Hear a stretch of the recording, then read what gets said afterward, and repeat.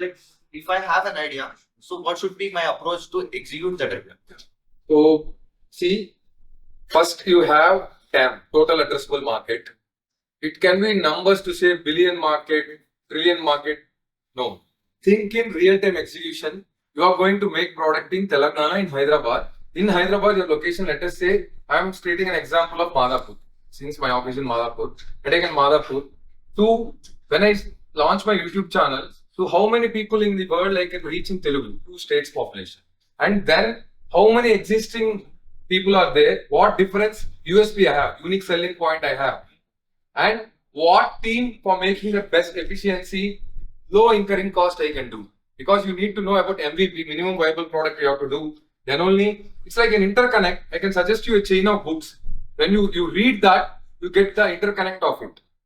And it's not like I can keep on answering, but it goes to a certain extent where you can't understand certain things.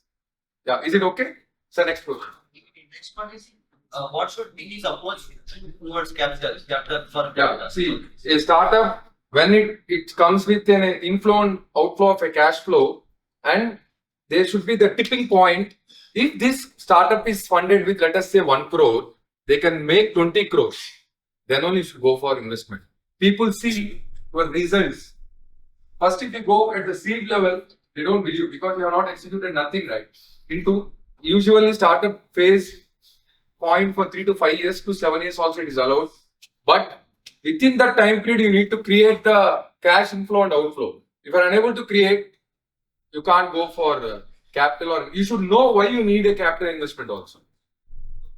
And I can suggest you few books that got exponential organization by selling span 0 to 1 by 3 to 3 years. When you read that, how many verticals you have, how many horizontals you have in your business, that you need to identify.